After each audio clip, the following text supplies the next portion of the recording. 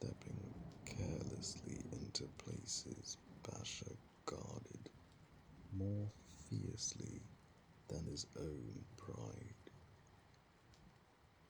He found his mother behind the house, hanging wet laundry along the clothesline. White sheets billowed softly in the noon breeze, like sails against the brightening sky. She glanced over her shoulder at his approach. "You're back early." Basher stopped beside the pump basin and turned on the rusted tap harder than necessary. Cold water burst over his dirt-covered hands. "Did you tell that boy about June?" His mother paused, clothespin still between her fingers. "No." Basher scrubbed furiously at his palms. "Then how does he know about her?" She resumed pinning the laundry carefully. "I didn't say he did." Basher looked up sharply. His mother's voice remained calm. "There isn't much talking Walter does, Basher." That answer irritated him beyond reason, precisely because it explained nothing. He huffed out a breath and bent again to the water basin, washing dirt from beneath his nails, while sunlight flashed bright across the rippling surface. Behind him, the laundry snapped softly in the wind. His mother spoke after a long pause. "Don't forget to speak to your father." Basher straightened slowly, drying his hands against a rag. "After I eat and clean up. Lunch is on the table." Her tone carried no judgment, no pressure, just tired patience.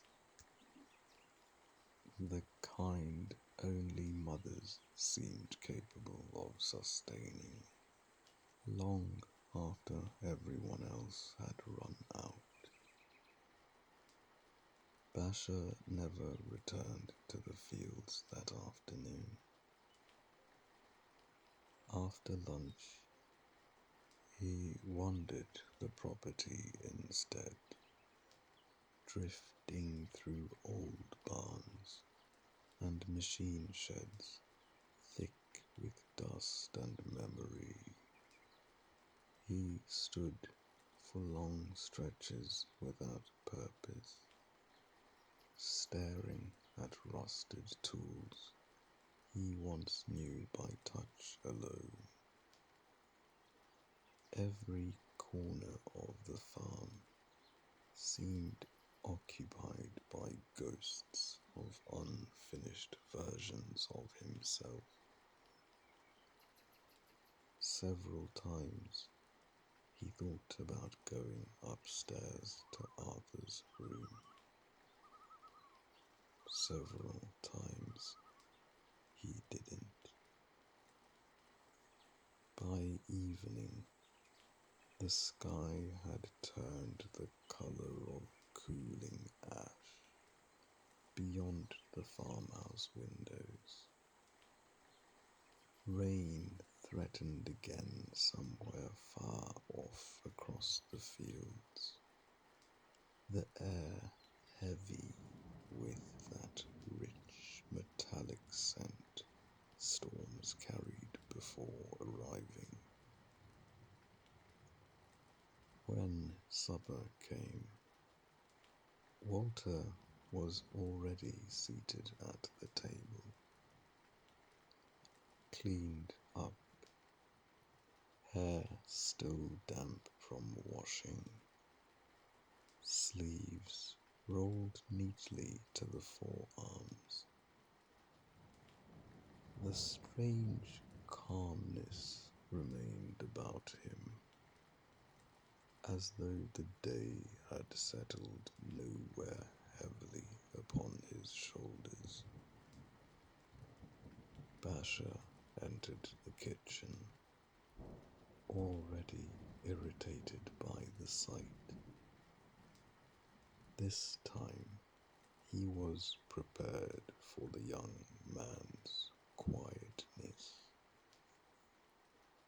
Or so he told himself. His mother moved carefully between stove and table, setting down bowls of stew and thick slices of bread, while the overhead light cast long amber shadows through the room. Basher sat opposite Walter and immediately asked, "So, don't you have somebody waiting for you somewhere?" Walter looked up mildly. "A wife, maybe. A lady wondering where you disappeared to." Walter folded his napkin once before answering. "No, no. My homeland is not ready to accommodate them yet." The answer hung strangely in the air. Basher frowned. "What's that supposed to mean?" Walter only reached for his glass of water. Then, suddenly, a violent coughing fit exploded from upstairs. All movement in the kitchen stopped. Arthur's coughing came harsh and wet through the ceiling boards, ragged enough to sound painful even to strangers. The old man hacked for breath with terrifying force, the noise rattling through the quiet farmhouse like something being torn apart from the inside. Basher's mother lowered her eyes immediately. Exhaustion settled visibly over her face then, deeper than simple sadness. The look of someone who had spent too many nights listening helplessly through walls. The coughing eased briefly, then returned harder. Walter turned his head slightly toward the ceiling, but his eyes drifted back to Basher, studying him. Basher continued eating, slowly, deliberately. The spoon scraped against the bowl, while the coughing persisted overhead. Finally, his mother pushed back her chair. "I'm going to check on him." She disappeared toward the staircase without another word.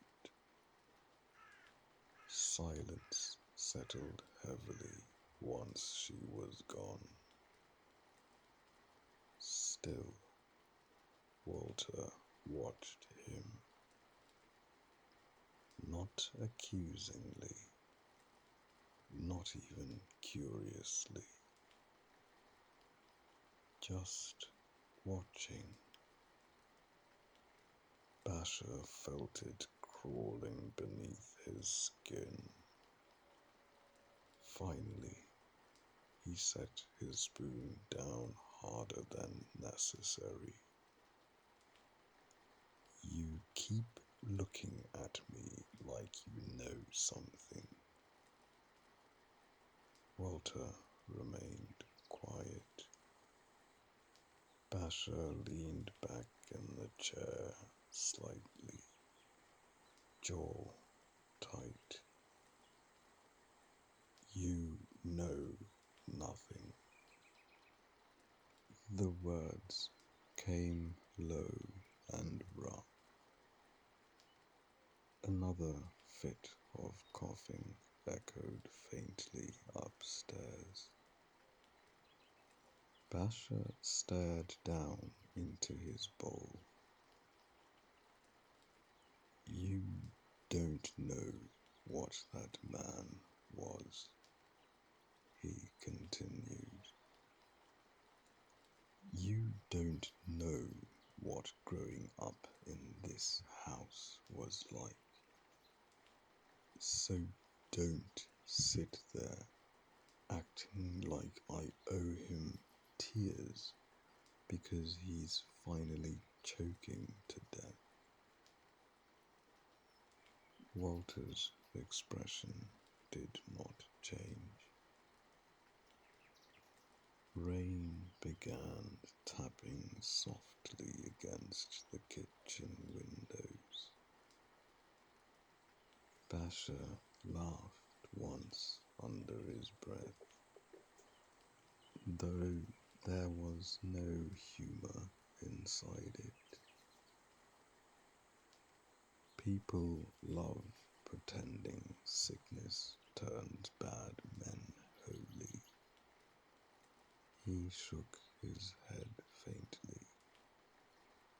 "It doesn't." Walter finally spoke.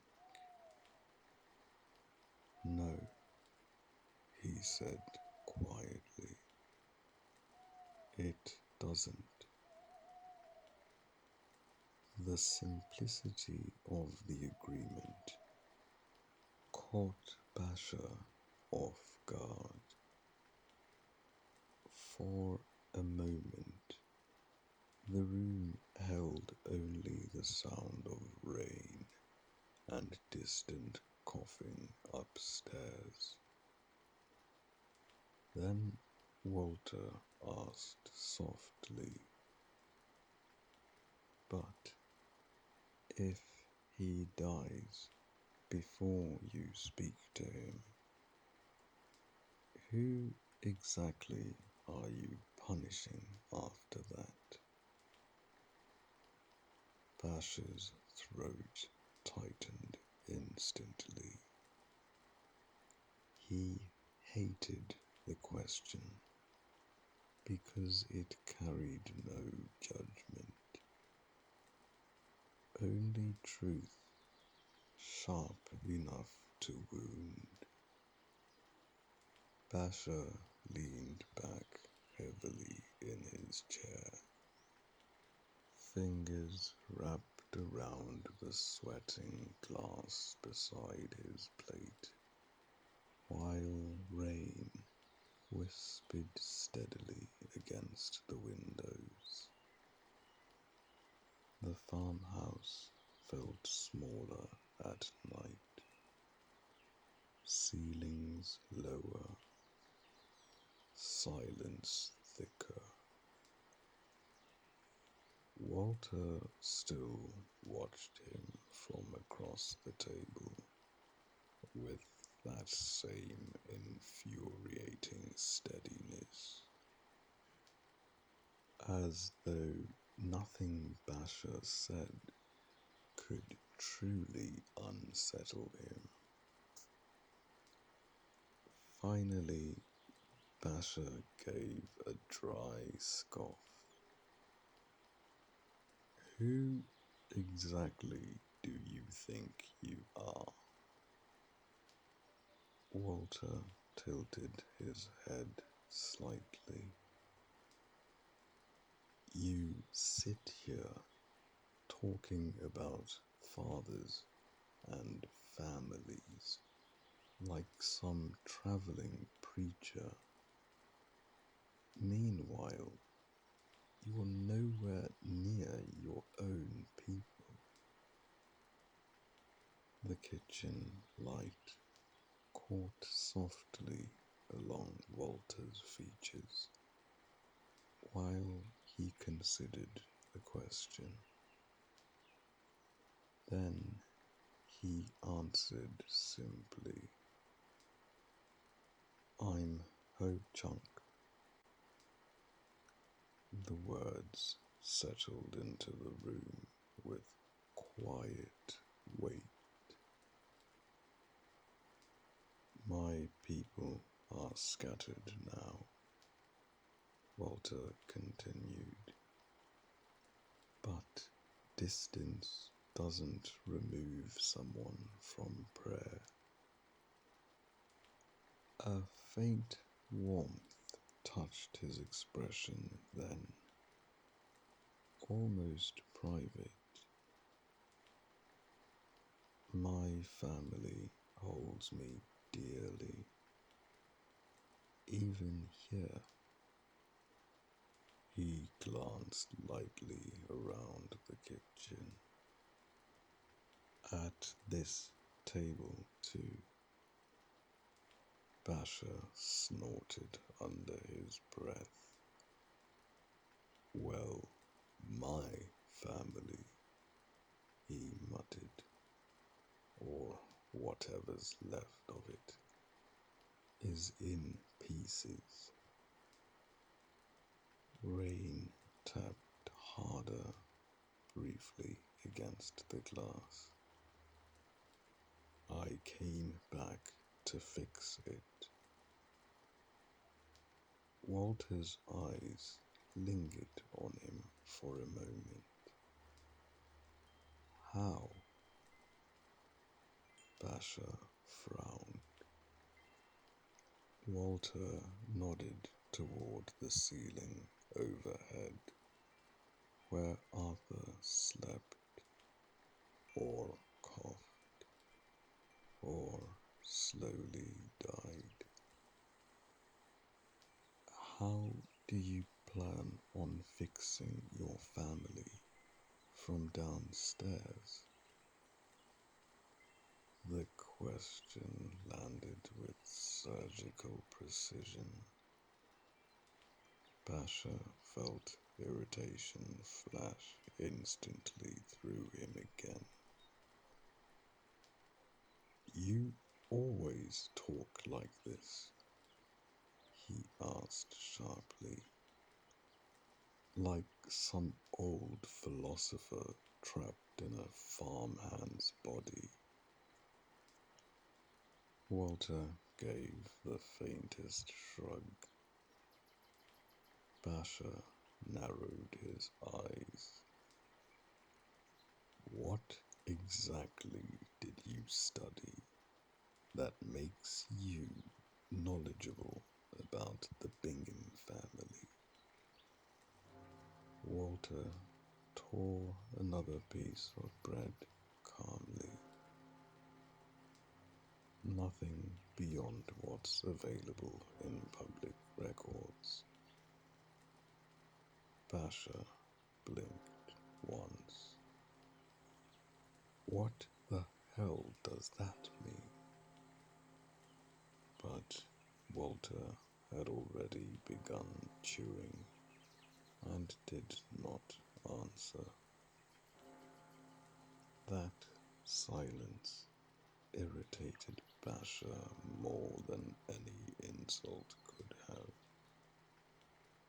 A few moments later, footsteps sounded on the staircase, and Basher's mother returned to the kitchen, looking tired but calmer. He's asleep now, she said softly. Medicine finally kicked in. Basher nodded absently, while his thoughts remained fixed on Walter. Then, deliberately, he looked toward his mother. Ask him what he studied. She glanced between them with mild confusion. Walter dabbed his mouth politely with his napkin. College? She asked. I assume that's what Basher means. Walter nodded once. I have a law degree. Basher nearly choked on his tea. The liquid sprayed harshly back into the cup as he stared across the table in disbelief. You what? Walter looked genuinely puzzled by the reaction. I studied law. How? The question burst out before Basher could stop it. And where? Marquette University Law School, Walter replied calmly. Real estate law. For a second, the room seemed to tilt strangely around Basher. His mother brightened immediately. Oh, she said warmly. That's where you went too, Basher. She looked between them with sudden delight at the coincidence. Well, isn't that nice? Basher stared at Walter. Walter stared back. And there it was again. That terrible sensation Basher had felt since first laying eyes on him. Familiarity.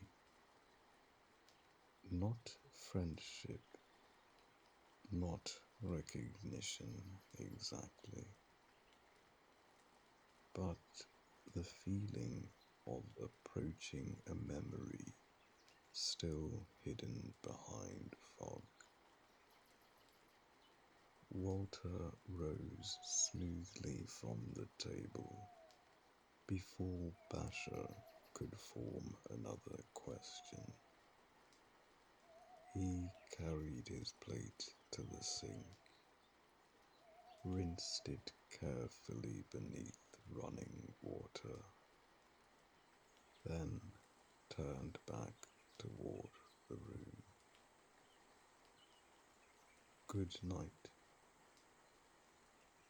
Nothing more. No explanation. No defense. He simply disappeared out the back door, leading to the equipment shed, while rain continued murmuring softly beyond the windows. Basher remained seated long after he left. His tea had gone cold in his hands. Basher's mother remained at the sink after Walter left. Sleeves rolled past her wrists, while warm water ran steadily over the dishes. The kitchen had fallen into that late evening quiet, familiar to old farmhouses, the kind where every small sound became intimate, porcelain touching porcelain, rain soft against the windows, pipes humming faintly in the walls. Basher still sat at the table, staring toward the empty doorway Walter had disappeared through. Finally, his mother spoke gently without turning around. Maybe that's where you know him from. Basher frowned. What? Marquette? He shook his head immediately. That's impossible. I finished years before he would have even started there. His mother dried a plate slowly. Well, maybe you crossed paths somehow. No.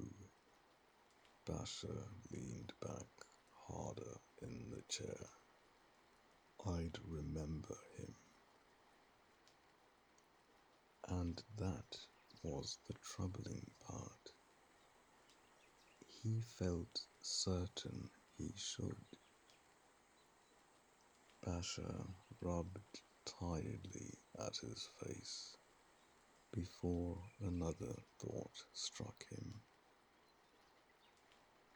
What's somebody with a law degree doing living in our equipment shed anyway? His mother smiled faintly to herself. Maybe he fell on hard times. That's your explanation. She set another plate carefully into the dry rack. You shouldn't judge people so quickly. Basher gave a low, incredulous laugh. You've known this guy for what? A few weeks? A few months? That surprised him. His mother finally turned then, dish towel folded between her hands. I told you already, she said quietly. Walter's a good man. Basher stood from the table with a tired groan of wood beneath him. Having a degree has nothing to do with being a good man. The words came out sharper than intended, but he no longer cared. Too much inside him felt unsettled tonight. Walter's strange familiarity, the fields, Arthur coughing upstairs like death itself had taken residence in his lungs. June lingering painfully in his thoughts. His mother watched him carefully as he moved toward the hallway. "Don't disturb your father," she said softly. "He's sleeping." Basher paused near the doorway. A bitter half-smile touched his face. "Trust me," he muttered. "I won't." Something in his tone made her step forward quickly. "Basher." He stopped, but did not turn around immediately. When he finally did, his mother's eyes looked terribly tired, older than he remembered. She held the dish towel tightly between both hands, as though unsure what else to hold on to. "Do you know that I love you?" The question struck him unexpectedly. His irritation faltered for half a heartbeat. "Yes," he answered quietly. "I know." She nodded once, then very softly. "Do you know your father loves you too?" The silence afterward felt enormous. Basher looked away first. A coldness spread slowly through his chest. Not rage exactly, but something older and heavier. Exhaustion, perhaps. The weariness of carrying wounds so long they had fused into identity. When he finally spoke, his voice sounded rough. "I'm too tired for this tonight." His mother opened her mouth slightly, but he continued before she could speak. "That man had years to prove something like that." Rain slid quietly down the dark kitchen windows. Being on a deathbed doesn't buy him favors from me. The words lingered harshly between them. His mother lowered her eyes. and Basher,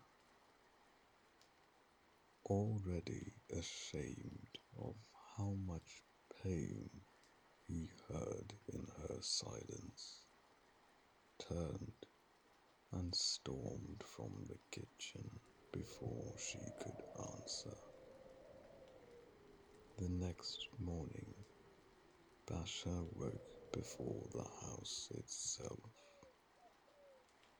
Darkness still pressed against the bedroom windows, though the horizon carried the faintest bruised glow of coming dawn. For a moment, he lay still beneath the blankets, listening to the farmhouse breathe around him. The old settling wood, distant pipes, the low murmur of wind outside moving through the fields. No coughing. That absence disturbed him more than the sound ever had. Basher dressed quietly and slipped downstairs. The kitchen sat dim and blue in the early hour. He moved carefully through it, taking an apple from the bowl near the sink before stepping onto the back porch. Cold air met him immediately, sharp enough to sting away whatever heaviness remained in his body. He crossed toward the equipment shed, boots crunching softly through damp grass, silvered by dew. Inside, the familiar smell of oil, dust, and old wood settled around him. He selected a pair of tools from the wall and paused briefly beneath the loft overhead, where Walter slept. Basher made a point of moving quietly anyway. When he reached the north fields, dawn still lingered only at the edges of the world. The eastern horizon glowed faint copper beneath low clouds, while the rest of the farmland remained suspended in cool blue shadows. And there was Walter, already working. The young man moved steadily between the rows, speaking softly beneath his breath, while his hands tended the crops with almost ceremonial care. Even from a distance, Basher could see that same unnatural calmness about him, as though morning itself had risen out of the earth around him, rather than finding him there.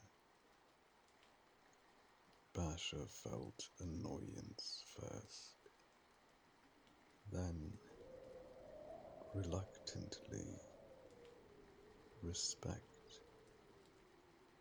because no matter how strange Walter was, his dedication could not be denied. Still, the question gnawed steadily at Basher. What exactly was in this for him? No wages, no future, just meals at the Bingham table and a dusty loft above the machinery shed. It didn't add up. Basher approached slowly through the rows. "Morning," he said quietly. Walter glanced up and nodded once. "Morning." No sermon, no philosophical remark, just the word. They worked together in silence afterward. This time, Basher's pace changed. Gone was the furious chopping and reckless force of the previous day. He found himself moving slower now, paying attention to the lines the way Walter had insisted mattered. The spacing, the roots beneath the soil, the delicate resistance of earth shifting beneath the tool. It irritated him slightly how natural the rhythm began to feel. Above them the sky slowly unfolded into pale gold. Then the sun finally crested the horizon. Walter stopped immediately. Basher looked over. The young man stood motionless among the rows, face turned eastward toward the rising light. For several long moments, he simply watched the sun climb into the morning sky, while cold wind moved softly through his dark hair. Then Walter closed his eyes. Not dramatically, not theatrically, just quietly receiving the warmth against his face, as though greeting something ancient and familiar. Basher leaned on his tool and watched with narrowed eyes. After another minute, Walter set his tools down entirely and began walking across the field toward the river embankment. Basher said nothing at first, but as the minutes stretched again, curiosity slowly pulled at him, the way it had the day before. Finally, he followed. The embankment sloped downward through tall reeds, wet with morning dew. Basher moved carefully through them, their pale stalks whispering against his jeans, while the distant sound of running water grew clearer below. Then he saw Walter kneeling at the river's edge. The water moved dark and slow through the early light, carrying reflections of the waking sky across its rippling surface. Mist hovered low above it. The whole place looked suspended outside ordinary time. Walter knelt with one hand resting lightly against the muddy bank, speaking softly beneath his breath. Basher stopped several feet away. For a moment, he simply watched. The river stirred old memories loose inside him. Summer afternoons, fishing alone because Arthur preferred drinking to parenting. Winter ice thick enough to walk across. June, standing here once years ago, laughing after slipping in the mud while trying to skip stones. Memory lived strangely near water. Eventually, Basher stepped closer through the reeds. Walter did not look up, did not acknowledge him. Basher came to stand directly beside him. "What are you doing?" Walter remained silent another moment before answering. "Talking to my family." His fingers brushed lightly through the river water. "And speaking to the river itself. For the crops." Basher exhaled sharply through his nose. "There's that nonsense again." Walter looked up toward him then.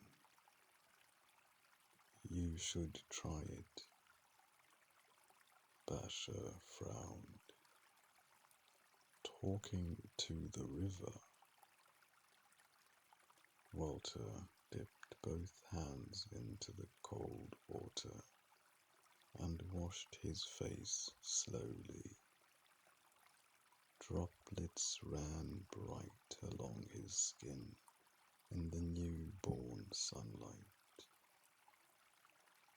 Again, he murmured a few soft words beneath his breath, in a language Basher did not recognize. Then Walter rose to his feet.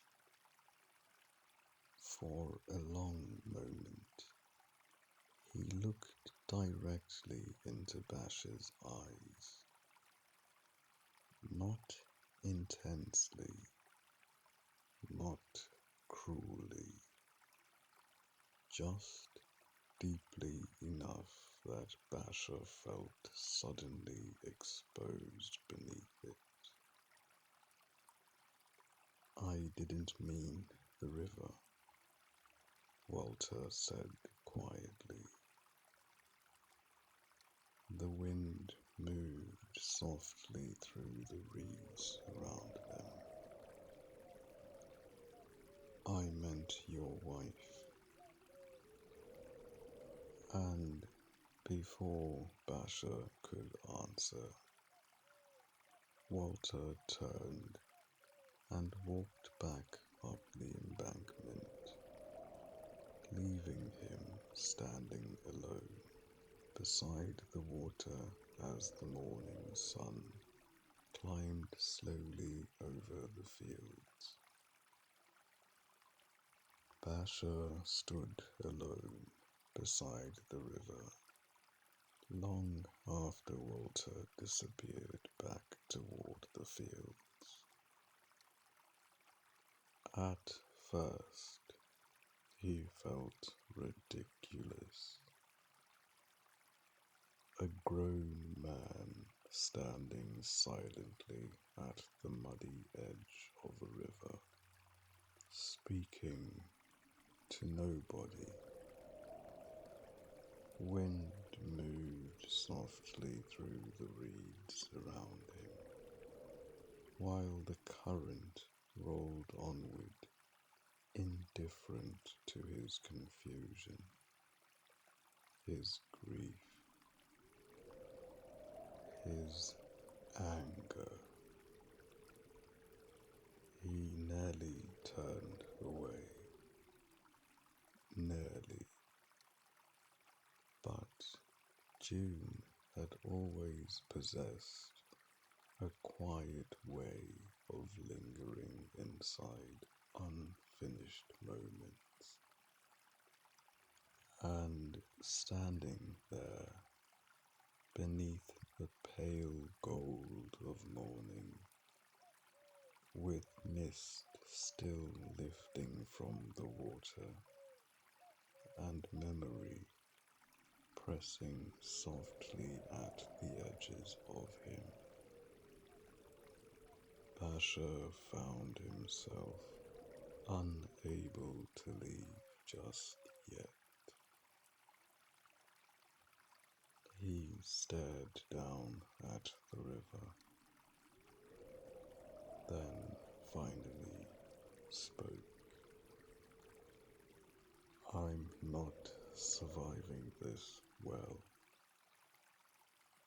The words sounded rough and unfamiliar aloud. Basher swallowed hard. You should know that. The river carried on moving. He laughed faintly once beneath his breath. I'm angry all the time now.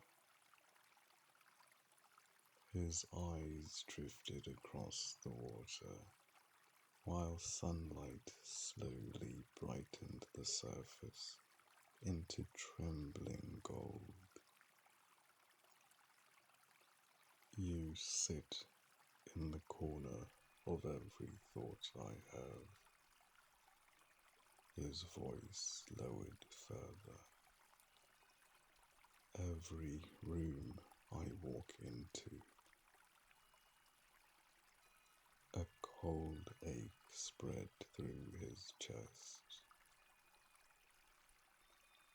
and the harder I try to protect that space inside me where you still exist, the more vicious I become with everybody else. He rubbed one hand hard against his jaw. I know you wouldn't like that. The reeds whispered around him, but anger feels safer. That truth hurt to admit.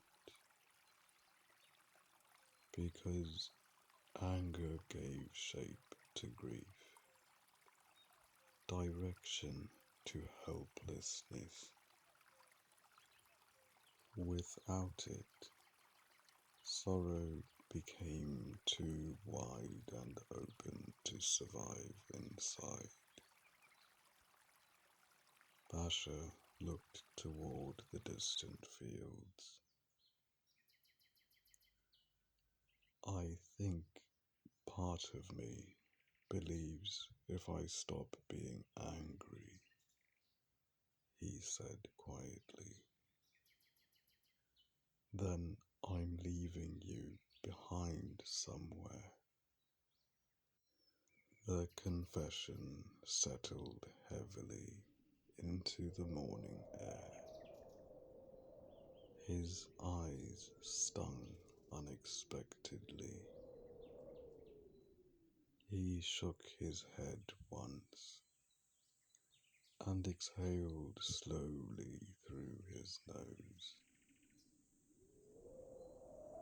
I don't know how to live in a world that kept going after you left it.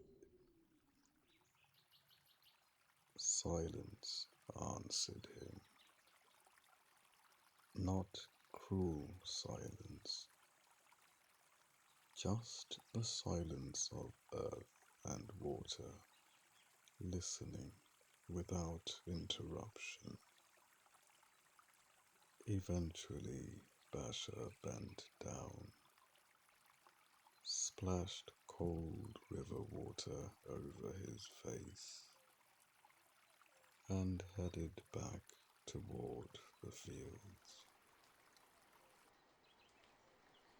Walter said nothing when he returned, did not ask what happened by the river, did not even look at him. The two men worked side by side beneath the growing warmth of the morning sun, tools moving steadily through the rows, while birds wheeled high above the farmland. Then, suddenly, Walter spoke. I'm here to take the land back. The words arrived so calmly that Basher almost missed them. He sighed heavily instead of reacting. I know. Walter glanced sideways at him then, for the first time that morning.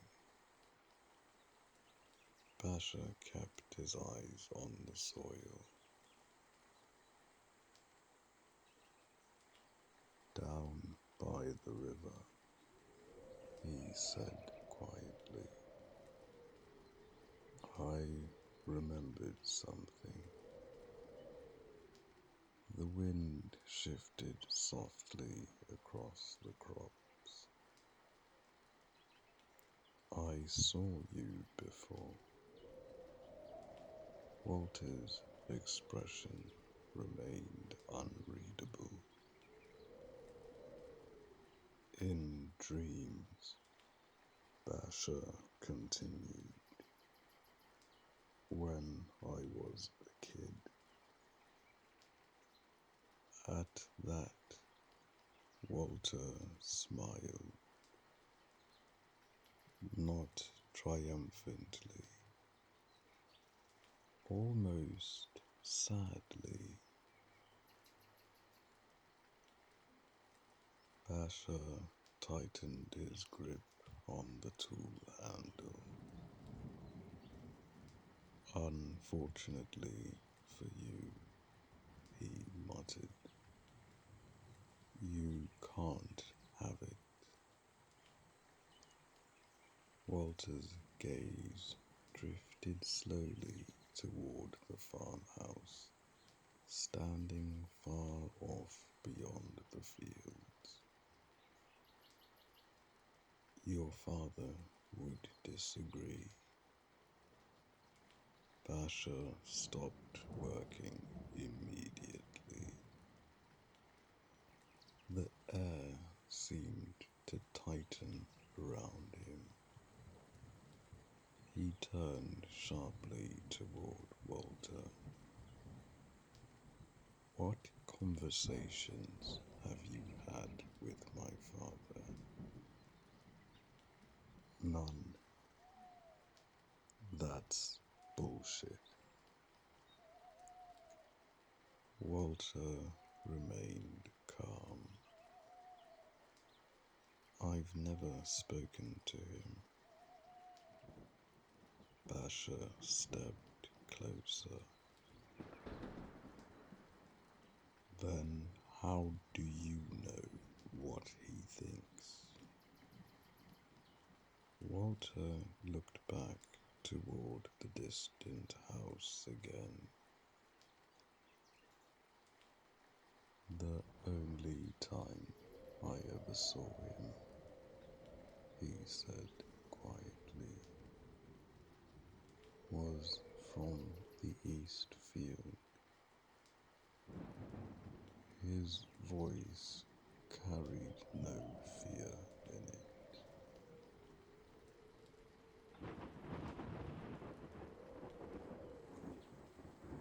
I looked up and found him watching me through the upstairs window. Basher's chest tightened instantly, and Walter's eyes returned to him, and he looked afraid. Something violent moved suddenly through Basher then. Not merely anger, something older, inherited, possessive. You need to get off my land. The words came sharp as broken glass.